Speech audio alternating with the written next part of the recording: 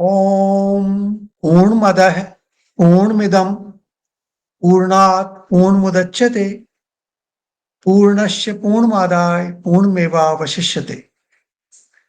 So welcome to our Saturday morning session.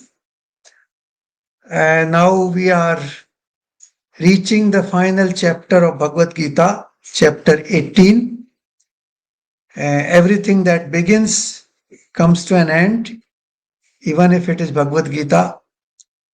So this chapter starts with a question from Arjun, and this is the last question from Arjun in Bhagavad Gita. He is asking, Hey Mahabhav, हे अंतर्यामिन, हे वासुदेव, मैं संन्यास और त्याग के तत्व को पृथक पृथक जानना चाहता हूं. संन्यास और त्याग के तत्व को पृथक पृथक जानना चाहता हूं. Now this is the question from Arjun. Now in this context I am thinking, and in fact I was meditating on this subject for the last 2-3 days, and I came to the conclusion that let us go over the questions which Arjun has asked and how Gita has addressed every practical subject which we face in our life on day-to-day basis. So it would be very useful exercise before we go into this chapter to analyze the questions, there are not so many, which have been asked by Arjun and then answered by Lord Krishna in a very systematic way, addressing all the concerns which we have in our daily life. And therefore, then Gita becomes what we call an encyclopedia of human life or human activities or day-to-day activities in humanity. So let us start from the beginning. How Arjuna was confused and how he was in a dilemma, and he said that I will not fight this war. That was his first dilemma from where the Bhagavad Gita begins. So he said, I'll just quote 1 or 2 sentences from each of these questions. मुझे मारने पर भी अथवा तीनों लोकों के राज्य के लिए भी मैं इन सबको नहीं मारना चाहता. फिर पृथ्वी के लिए तो कहना ही क्या. So he was saying that how can I kill all these people? Even if I get the kingdom of all the 3 lokas, I will not like to kill him. So let us leave aside the kingdom of earth alone. So this is how, and then he talks in a very wide language, many things, that if the kul is destroyed, then the ladies will have one Shankar and the whole society will be adversely affected. So in one of his verses he says, वर्ण संकर कुल घातियों को और कुल को नरक में ले जाने के लिए होता है. So this is how he is confused at that stage. Then he says that यदि शस्त्र रहित और न सामना करने वाले को अगर धृतराष्ट्र के पुत्र मेरे को मार दें ऐसे भी, if they kill me even without any weapon in my hand, I will find it very good. So this is what he said. And then after listening to these words, so this is a dilemma we have.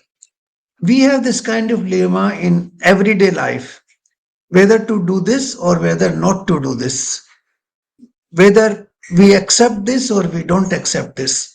Like, let's take a practical example, a very simple example. Whether you send your child to X school or to Y school, you analyze their, positives and negatives, and then you take a decision. Now that is also a dilemma in a different way. Here this is a greater dilemma.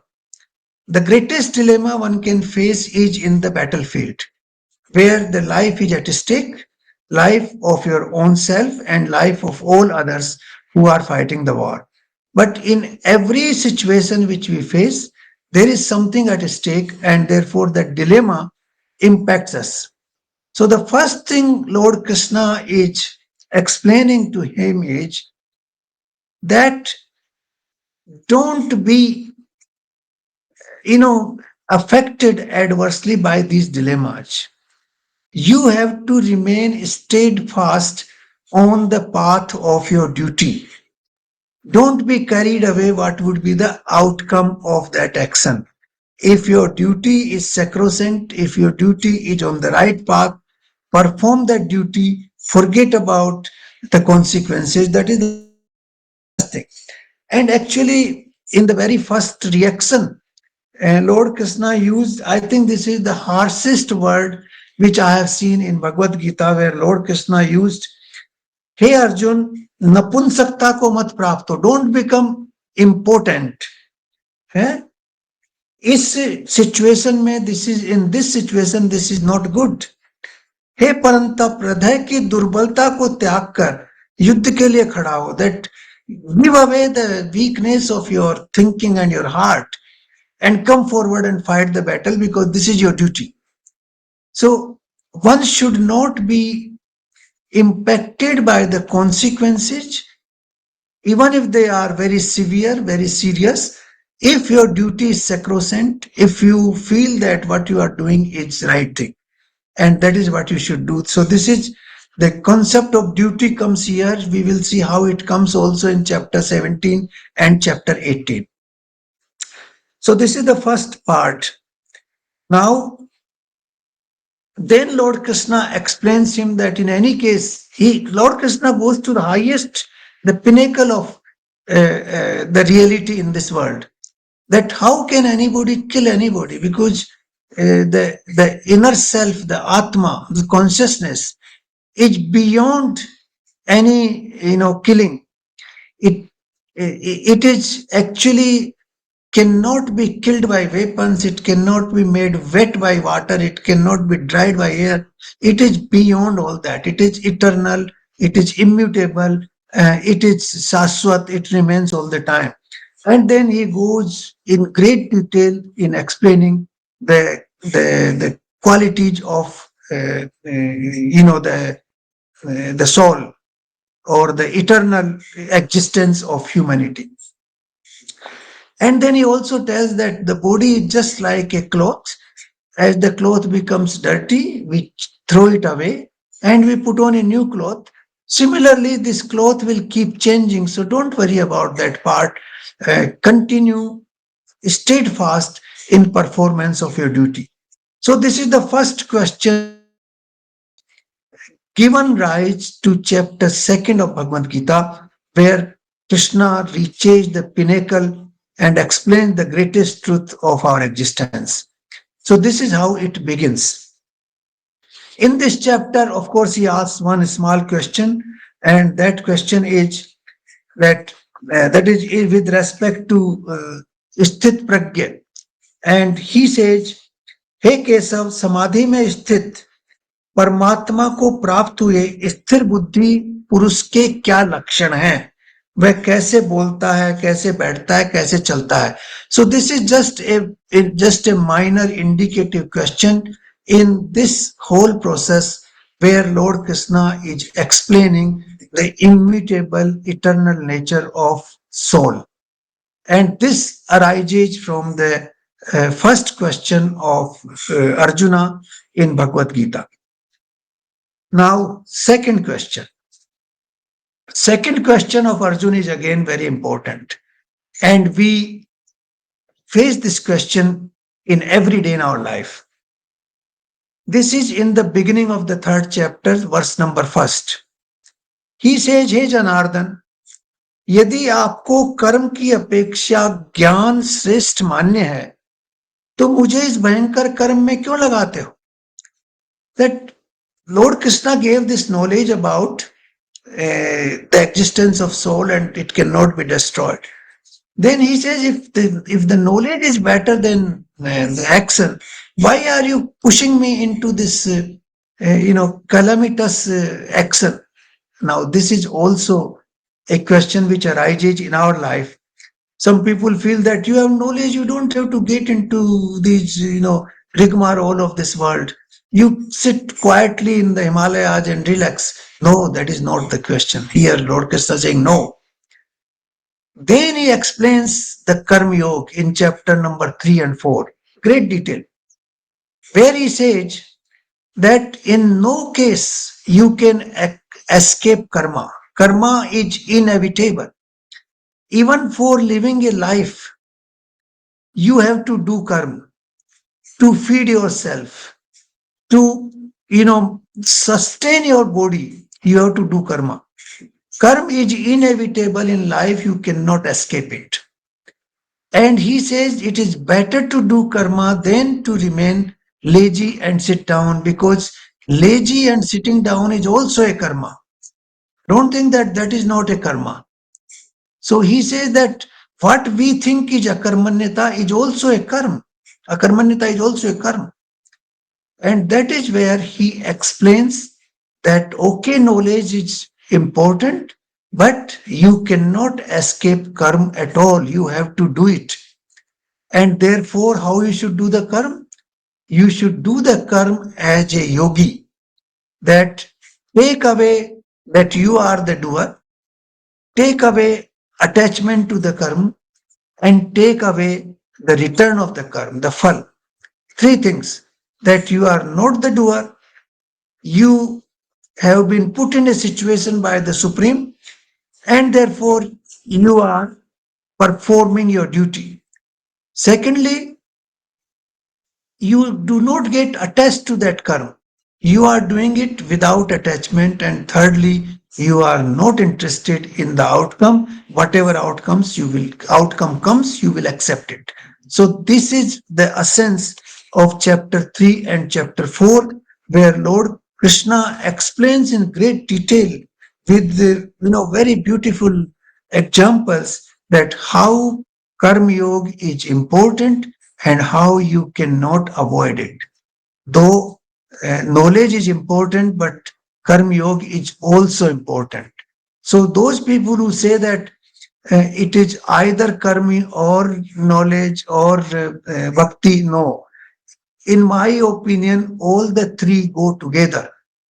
Knowledge is essential requirement before you can perform karma in that form in which it has been explained in chapter 3 and 4 of Bhagavad Gita.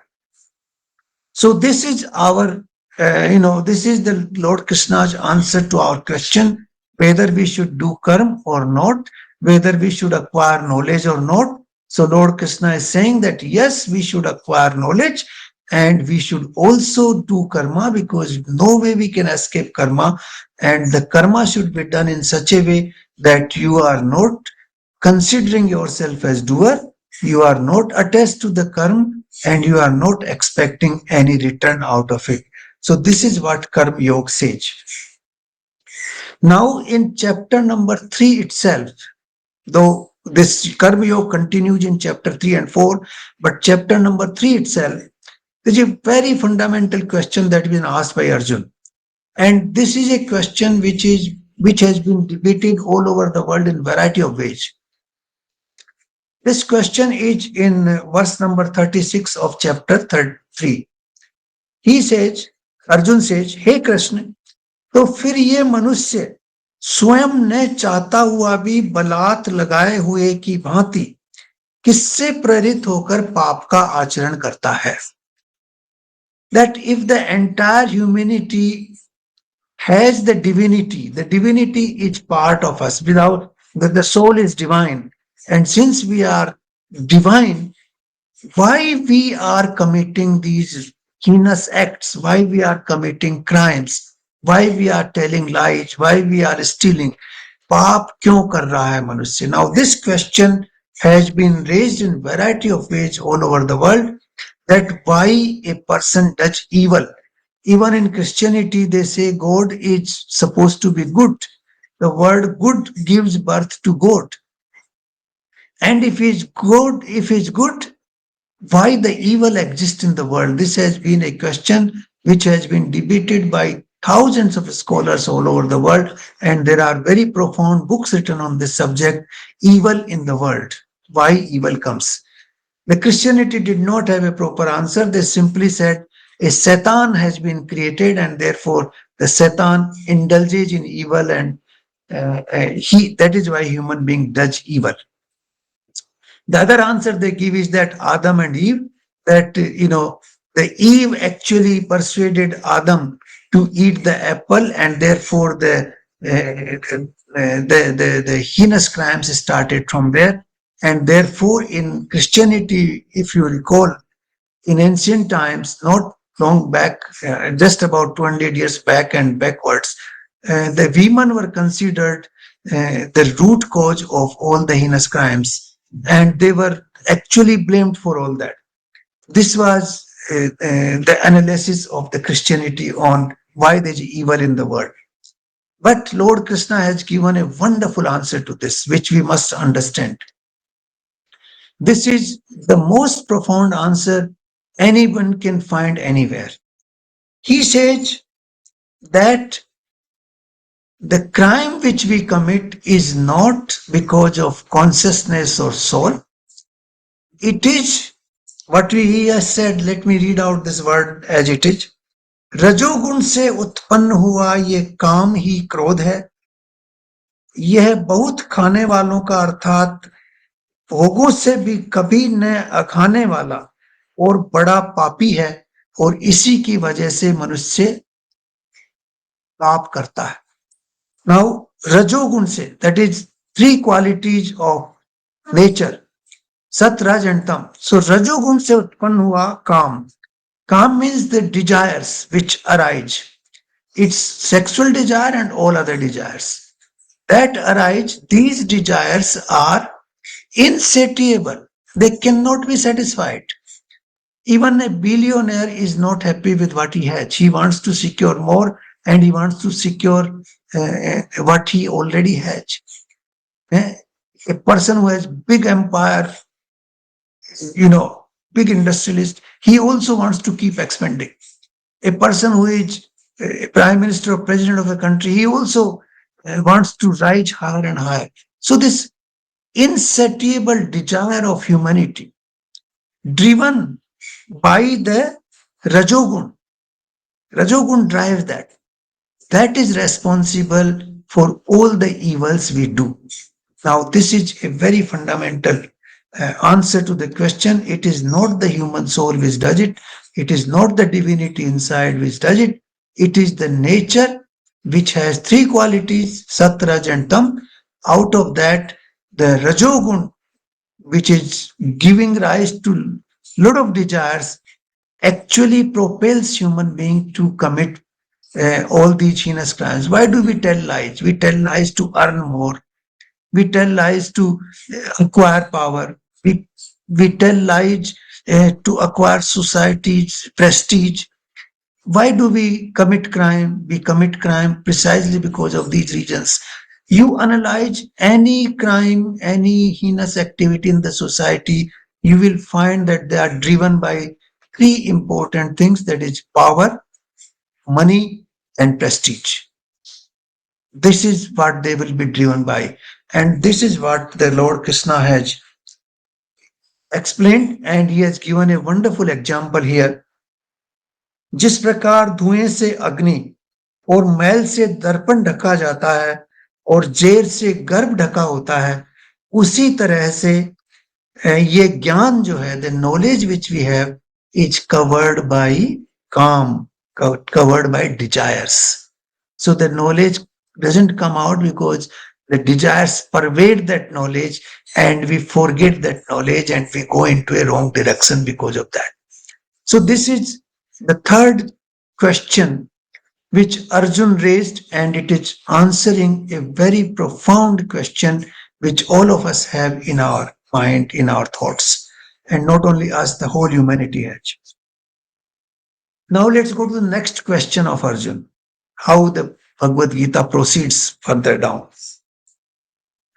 So in the next question, Arjun says, now in the beginning of chapter 4th, Lord Krishna says that I gave this knowledge in the beginning of the Yug to Surya, to the sun.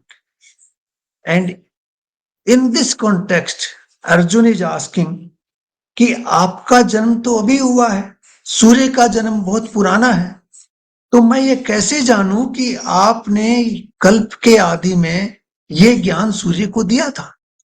Now, till this point, Arjuna was not fully aware about the divine or supreme nature of Lord Krishna. So, this is the first time Lord Krishna is revealing his true identity as incarnation of the Supreme. Now, this is a very fundamental revelation by Lord Krishna to Arjun, which was because Arjun always thought him as a friend. He thought he can be an advisor or he can take my rath in the, he can be helping me in, taking my rath in the battlefield. But this is the first time when he clearly reveals his true identity to Arjun. And this is where the reincarnation of Lord Krishna comes into play, or incarnation of Lord Krishna, as human being comes into play. Now here he says that I know all your births in the past. You don't know. I know all the births which you have passed. And I know what will happen in the future, but you don't know because I have that capability. I have that supreme power. And therefore, he is explaining that I appear in this world as from Yog Maya. So the incarnation of the God which happens here, it happens because of Yog Maya. He comes here to perform a Leela. He comes here to perform a short part in his life to destroy the evil and, set the right people, back in the world. And that is why he uses these two very famous slokas. यदा यदा हि धर्मस्य ग्लानिर्भवति भारत अभ्युत्थानम अधर्मस्य तदात्मानं सृज्याम्यहम् परित्राणाय साधूनां विनाशाय च दुष्कृतां धर्म संस्थापनार्थाय संभवामि युगे युगे. So this is what he says, that I appear, not Lord Krishna, but the what you call Krishna Chaitanya, the Krishna spirit appears again and again in this world to destroy the evil and to take care of the good in this world. Whenever there is depreciation of good, I appear. And all these great humans who come in this world, they come with that Krishna Chaitanya. It is not Krishna himself in that form, but it is his spirit, it is his divinity, it is his divine power, which appears in this world in one form or the other to destroy the evil and to protect the good. So, this is what he said, explaining his divine nature. This is again a very great revelation in response to the question from Arjun. Now, in this respect, uh, Krishna keeps talking in this chapter, chapter 4, again on the Karma Yoga. He keeps talking on the Karma Yoga because this question arose in the middle, and then he keeps explaining, and then he again gives. I'll just recollect one of the verses here, that is verse number 20 of chapter 4. जो पुरुष समस्त कर्मों में और उनके फलों में आसक्ति का सर्वथा त्याग करके संसार के आश्रय से रहित हो गया है, he is not dependent on this world, he has given, he is not attached to any of the activities here, but he is performing everything. That is what Lord Krishna's life is. He is performing every act like a human being, but he is not attached in anything. और परमात्मा में नित्य तृप्त है, वह वास्तव में कुछ भी नहीं करता. He is not bound by any action. he does not create a seed for himself. There are three conditions, four conditions here. कर्मों में और उनके फल में आसक्त नहीं होना, कर्मों में आसक्त नहीं होना, फल में आसक्त नहीं होना. That is to conditions here. संसार से आश्रय से रहित, संसार में he has no interest in संसार, but he does not give up his action. And परमात्मा में नित्य तृप्त है and is constantly one with the supreme. Then he is able to attain the supreme, and he is without action. His actions do not count. He does not create a seed out of his action. So this is what the Karma Yoga continues, and chapter number 4. Then the next question, again very interesting question. This is in the beginning of chapter number 5, verse number 1. Arjun बोले, हे कृष्ण, आप कर्मों के संन्यास की और फिर कर्मयोग की प्रशंसा करते हैं. कर्मों के संन्यास की और कर्मयोग की प्रशंसा, इसलिए दोनों में जो निश्चित है वो मेरे को समझाइए क्या अच्छा है. मतलब on the one hand you are telling that you should do all the karma. In his earlier question was that you are talking about Gyan, and if the Gyan is good, why should I do the karma? Why are you pushing me into this disastrous act of war?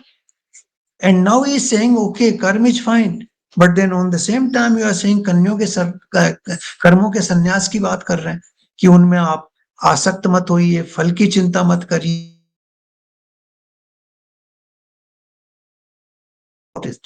So then the chapter number 5 starts from with this question.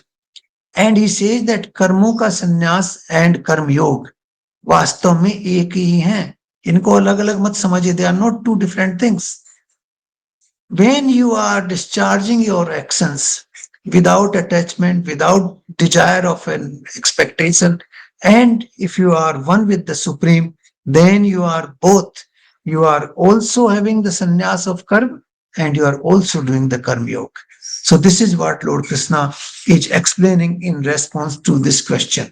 So these are, I'm repeating these because these are the questions which we all have in our mind. Each one of us has in our mind. And how do we find an answer to these questions? This is what is explained in Bhagavad Gita. And that is how Bhagavad Gita relates to each one of us in each one of our activities on daily basis. Now,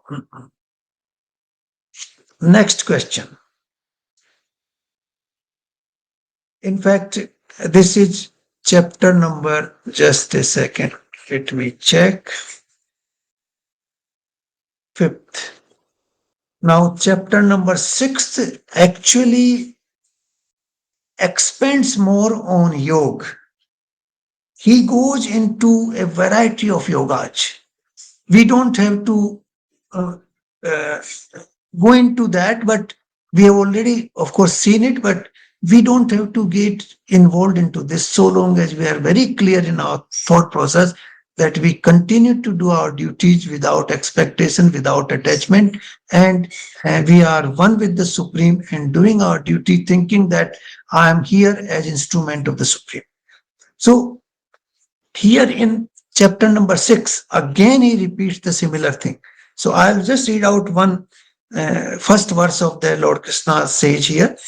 Shri भगवान बोले, जो पुरुष कर्म फल का आश्रय न लेकर करने योग्य कर्म करता है, the actions which are desirable to do, which are prescribed by Shastra, this is what he has used in chapter 17, कि जो prescribed हैं by Shastras, and those which are necessitated by nature, these are the two varieties, prescribed by nature, by Shastras.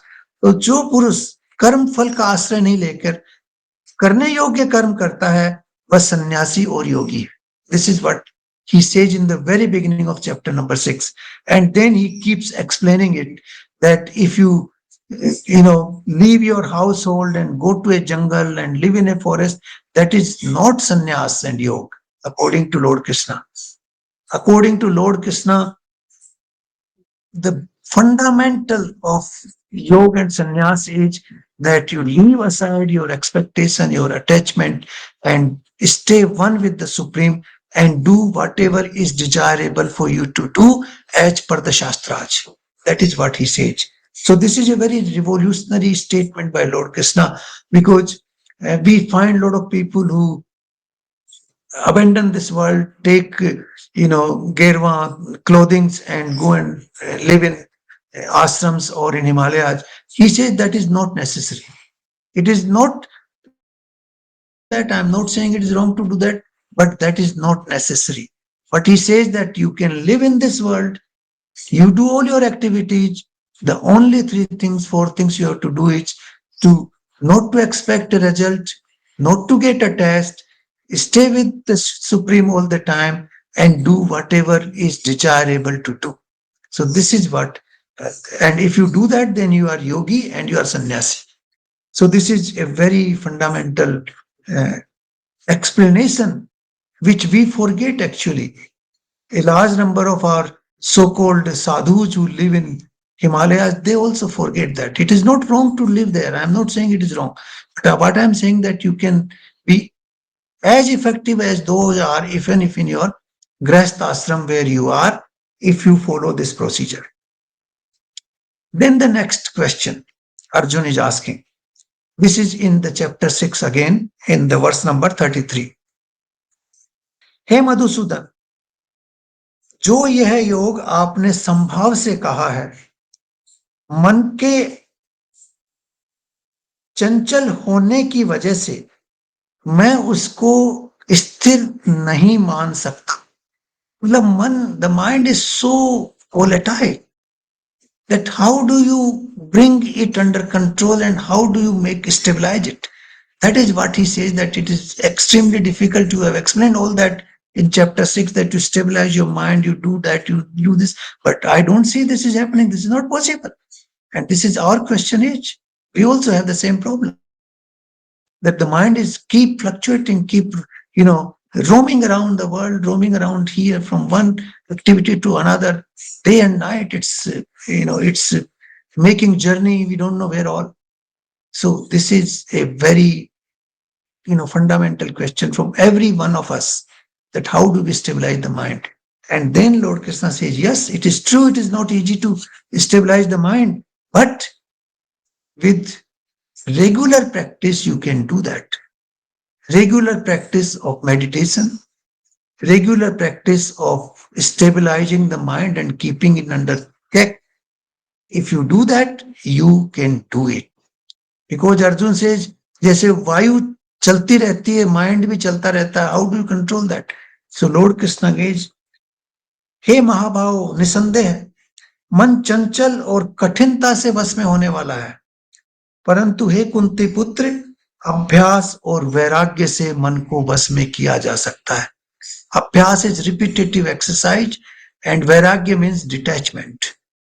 With this too, we can bring this mind under control. So this is another very important question which Arjuna asked, and the answer to this has been given in great detail by Lord Krishna in the second part of chapter 6. So this is very, very relevant to us today.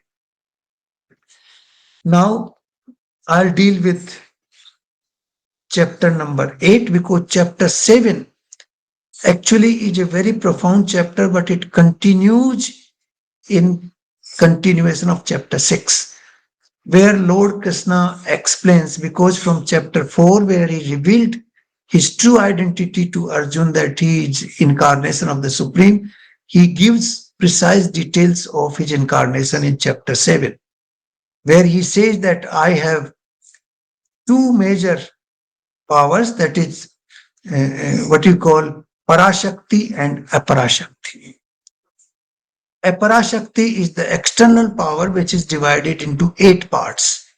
That is Akash, Vayu, Agni, Jal, Prithvi, Man, Buddhi or Ahankar. These are the 8 parts of the Aparashakti. And Parashakti is the living force, that consciousness. So this is how he explains in chapter number 7, and he goes into those details. And he tells that, I'm everywhere. I'm like water in ice. I am everywhere in this universe. Everything arises from me, everything dissolves into me. So this is how he explains, continuing the question of chapter 4 and also chapter 5. He continues till chapter 7. And now in chapter number 8, Arjun is asking questions based on the explanation given in chapter number 7, because chapter 7 deals with so many fundamental truths of life. So he didn't understand that very well, so he's asking, hey Purushottam, it is the first verse of chapter 8. Hey Purushottam, वह ब्रह्म क्या है, आध्यात्म क्या है, कर्म क्या है, अधिभूत नाम से क्या जाना गया है, अधिदेव किसको कहते हैं. Now look at the innocence of Arjun here. There has been so much debate on karma, still he is saying karma kya hai. This is also happens to us. We listen a lot of things and then still ask the question. This is how it happens. So, Brahma kya hai? He explained that in detail, chapter 7. So, he's still asking Brahma kya hai? Adhyatma kya hai? Karma kya hai?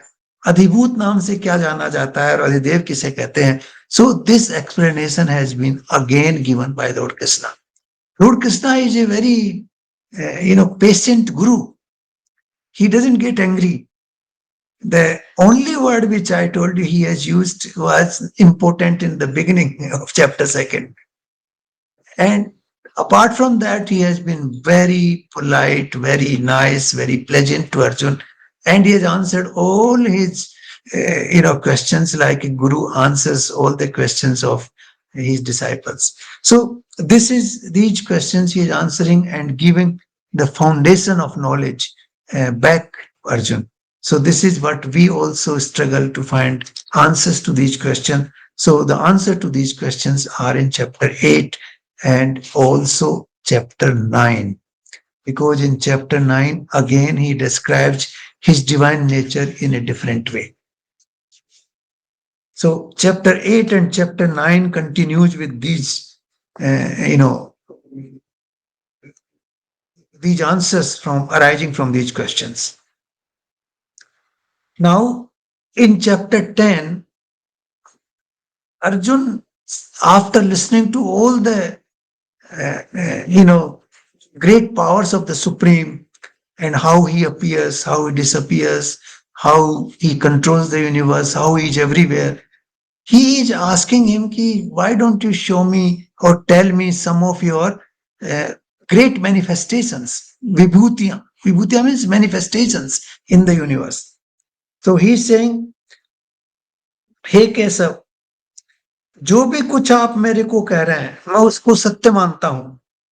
हे भगवान, आपके लीला में स्वरूप को न तो दानव जानते हैं न देवता ही जानते हैं. आप भूतों के उत्पन्न करने वाले हैं, आप भूतों के ईश्वर हैं, भूतों के देव हैं, जगत के स्वामी हैं. He is accepting all that. Then he asking that in verse number 16, इसलिए आप उन अपनी दिव्य विभूतियों को संपूर्णता से कहें जिनके द्वारा आप इस संसार में स्थित होके व्याप्त हैं, जिसके द्वारा आप इस संसार में you are existing in this world. So he is asking different manifestations of the Supreme in this world. And then Lord Krishna explains that, I am sun in the fire, I am moon in that, and I am, soul in the all the, consciousness. So he gives many examples here. And let me just tell a few of them. मैं सब भूतों में उनके हृदय में स्थित उनकी आत्मा हूं, उनका प्रारंभ हूं, उनका मध्य हूं, उनका अंत हूं. मैं वेदों में सामदेव हूं, इन देवों में इंद्र हूं, इंद्रियों में मन हूं, भूत प्राणियों में चेतना हूं, है? एकादश रुद्रों में शंकर हूं, 8 वसुओं में अग्नि हूं. So he explains his different manifestations, divine manifestations, which are in existence in this world. And these manifestations have been explained in chapter number 10 in great detail. And then after that, then uh, the Arjun gets tempted. Why not show me all that? How do he still had some you know doubt somewhere whether this is all true or not. We all have that doubt. He's telling all this thing, but is it true or not? Can I ask him to show it? And like many people go to that guru and tell him, can you show me this supreme power? Where is it? Yeah? So same way he also, in a very polite language, but he's asking him, हे परमेश्वर, आप अपने को जैसा कहते हैं वैसा ही है, ये ठीक है। हे पुरुषोत्तम, आपके ज्ञान, ऐश्वर्य, शक्ति, बल, वीर्य और तेज से युक्त ऐश्वर्य रूप को मैं प्रत्यक्ष देखना चाहता हूं।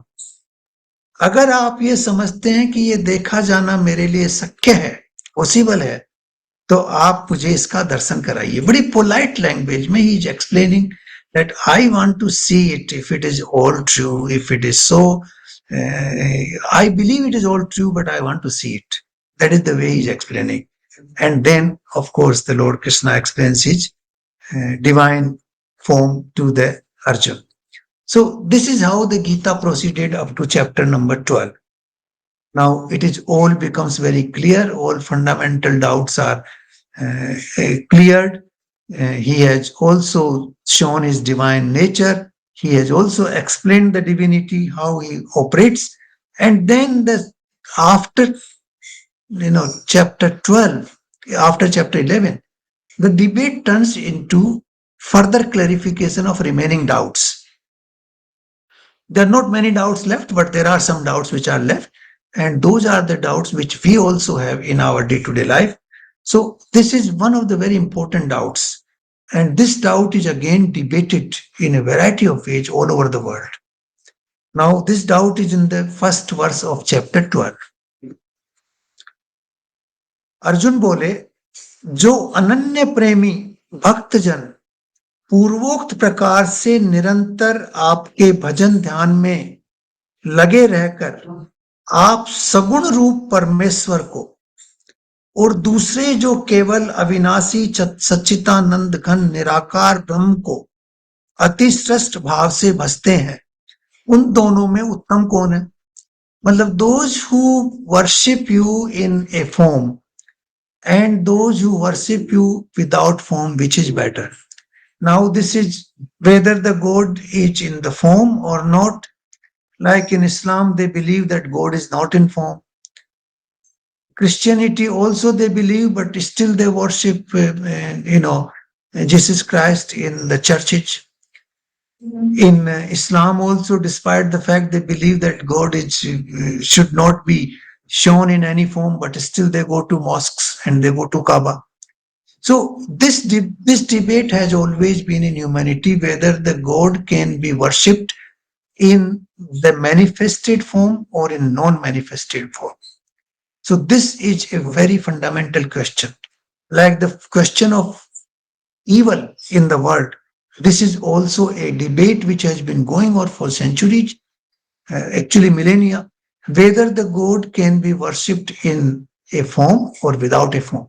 And he gives very fantastic answer to this, that yes, it is both form, it is fine, whether in the form or without form, but in the form it is better because we humans also have a form, and with our sense organs it's easier for us to understand a form rather than a non-form. So this is how Lord Krishna explains all these doubts in this chapter 12 about worshipping the God in a form or a non-form. And then in chapter number 13, he goes into Chitra and Kshetragya and continues. There's no question by Arjun there, but Lord Krishna continues explaining this whole process in the form of Chitra and Kshetragya. That is what is manifest and what is non-manifest, what is body and what is soul, all that. And then chapter number 14 continues on the same line, a little bit on the Trigunatmak, all the three natures of three qualities of nature. And there the Arjuna asks another question, which is again very important. This is verse number 21 of chapter 14. Arjun बोले, इन तीन गुणों से अतीत पुरुष किन किन लक्षणों से युक्त होता है और किस प्रकार के आचरण वाला होता है? हे प्रभु, मनुष्य किस प्रकार, किस उपायों से इन तीन गुणों से अतीत हो सकता है?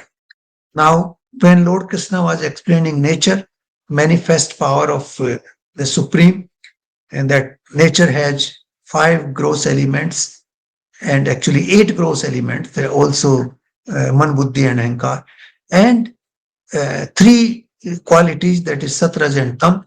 Then, and he explains that ultimately we have to go beyond the three, all the three. We have to cross all the three. Then only we can reach the Supreme. Then he is asking, how do we cross those three? This question is again for a person who is in that path. This is a very, very important question which has been answered by Lord Krishna in chapter 14.